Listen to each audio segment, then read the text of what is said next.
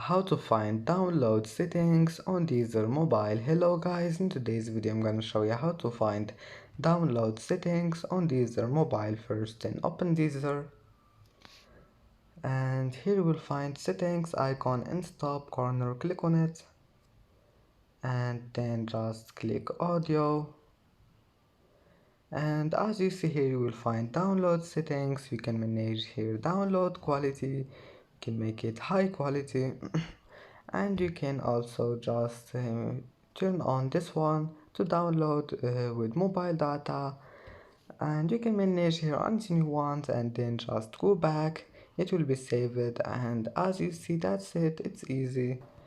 And that's it for today's video. Don't forget like and don't forget subscribe, and thank you for watching this video until the end and see you in the next video.